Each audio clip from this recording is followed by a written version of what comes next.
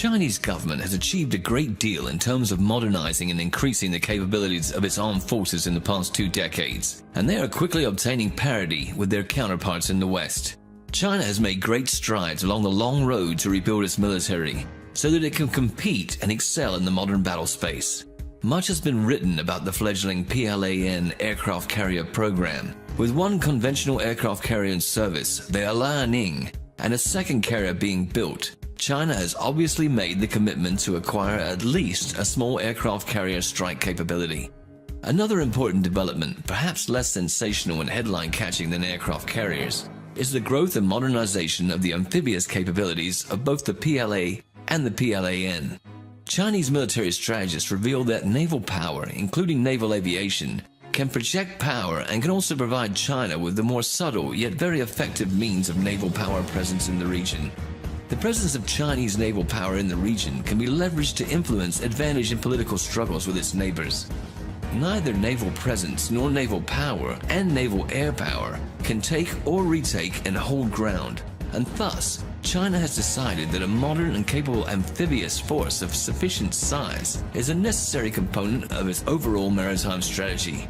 It is significant that this force has doubled in size over the past 5 years and has been equipped with new high-tech weaponry and the beginnings of a viable sea lift component that can carry it to battle. The beginnings of the Chinese interest in amphibious warfare dates back to the Korean War and the People's Republic of China's efforts to defeat the Kuomintang in the 1950s. In 1953, the PLA established the PLA Marine Corps, PLAMC. Although comprising of 2 brigades of approximately 6,000 officers and men, the PLAMC have undergone a continuous transformation since the Taiwan Strait crises of the 1990s. The force has been equipped with China's most modern and capable small arms and equipment, and utilizes the new generation of ZBD-05 and ZBD-2000 amphibious assault vehicles.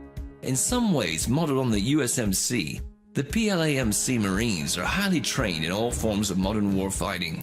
They are considered a vital component of China's rapid reaction forces and are thus highly mobile and kept in a heightened state of readiness. The current force structure of the PLAMC is of 2 brigades, the 1st Marine Brigade and the 164th Marine Brigade. Each brigade consists of 1 armored regiment and 2 Marine battalions and various support elements. The PLAMC relies on the high speed of its ZBD-05 2000 series vehicles to carry them from offshore amphibious platforms, such as the Type 071 LPD. The ZBD-05 is the world's fastest armored amphibious assault vehicle, capable of a top speed of 45 kph in the water. In addition, PLA Marines are skilled in air assault operations, small boat assaults, and underwater diving operations. Although the PLAMC represents a very potent amphibious assault and rapid reaction force, the Chinese political and military leadership realized years ago that the force is too small to respond to multiple threats across the full scope of China's maritime boundaries, nor large enough to mount a successful invasion of Taiwan. A viable power projection capability in the form of amphibious assault and air assault forces is seen as an essential in protecting the nation's interests in Africa, the Indian Ocean, South China Sea, and East China Sea, especially as it is confronted by U.S. attempts to contain it. Starting in 2014, the Chinese High Command decided to expand the 2 established amphibious mechanized infantry divisions to 4. The 1st and 86th AMIDs are based in the Nanjing military region, and the 123rd and 124th AMIDs are based in the Guangzhou military region. Each division is comparable to a mechanized infantry division in size and establishment. The expansion of the AMIDs gives the PLA a greater amphibious capability that might be required in the near future in deterring regional challenges to Chinese territorial claims in both the South and East China Seas, and providing a viable response to violations of its territorial integrity. None of China's potential adversaries in the region, other than the United States Navy, have a comparable amphibious warfare force. When combined with the PLAMC, the AMIDs give Chinese diplomacy a very robust practical demonstration of force. Regularly held amphibious exercises showcasing the growing aptitude of these forces only reinforce this reality. Perhaps the most obvious challenges facing the Marines and AMIDs are a major shortcoming that is the process of remedy. it is the lack of heavy sea lift capability to transport these units over long sea voyages and within striking range of their theoretical targets.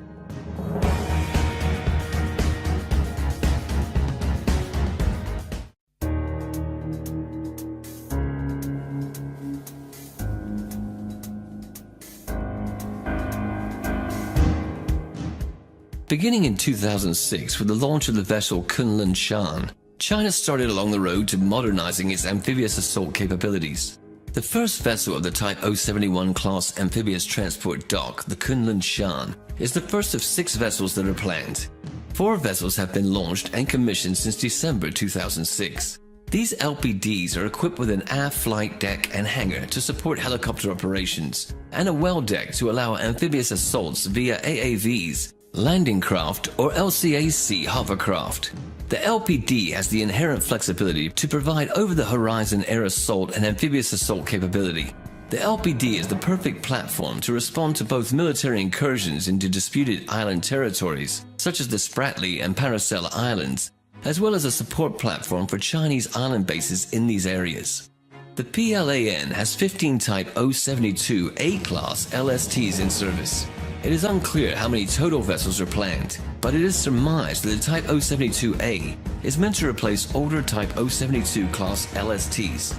The vessel has a small flight deck that can accommodate 1 helicopter and enough underdeck space to stow a maximum of 10 MBTs, or 500 tons worth of light vehicles and cargo.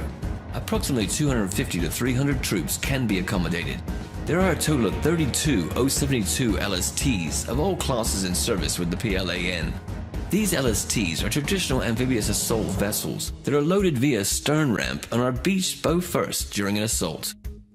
China has made a significant effort to acquire large air-cushioned landing craft, both indigenously and from abroad.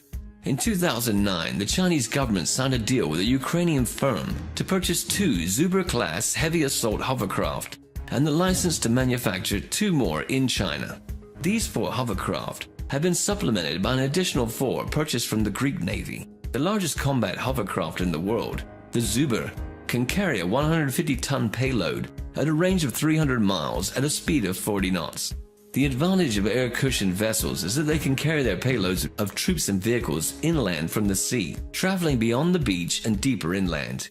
Given the significant payload of the Zuber, a maximum of 3 Type 96 MBTs can be transported quickly to the battlefield and deployed behind enemy lines. China has produced an LCAC similar in design as the US Navy LCAC, but it is smaller and carries a smaller payload. The Type 726 Yuyi was designed to be carried in the well deck of the Type 071 LPD, which can accommodate 4 of these hovercraft.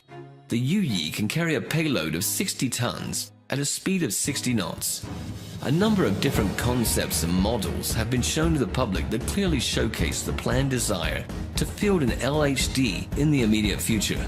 The planned dimensions and specifications of the various designs envision an LHD of very large displacement at between 36,000 and 40,000 tons displacement. The vessel is much larger than the Royal Australian Navy Canberra class LHD, as well as the Japanese Maritime Self-Defense Force Izumo class DDH, each weighing in at approximately 27,000 tons. It is closer in displacement to the US Navy Wasp class LHD, which displaces 41,000 tons. Unless the PLAN is determined to operate fixed-wing VSTOL aircraft from the new vessel, as the Wasp class LHD currently does, such a large size denotes an increased helicopter air assault capability, above and beyond contemporary LHD design, or a significant cargo and amphibious assault capacity. China has a growing list of reasons to pursue an expansion of its amphibious warfare capability. Not only does China confront challenges to its perceived territorial integrity from a host of regional neighbors, it is more actively being challenged in the greater geopolitical sense by the United States. The United States is trying to contain an increasingly empowered China at a time when China's growing global interest and influence are in the ascension. Such a combination will undoubtedly lead to political and diplomatic conflict, if not military conflict, at some time in the not-too-distant future. as it backs up its territorial claims in real terms by developing settlements, military bases, and early warning stations on a host of islands in disputed waters, it must have a viable amphibious warfare deterrent and the means by which to wrest control of any of these assets back from hostile invaders. It is most likely that the United States will continue in its belligerent attempts to contain a perceived adversary, as opposed to realizing the inevitability of the return to a unipolar balance of power in the world. This means continued military brinkmanship in the Asia-Pacific region and a likely confrontation with China.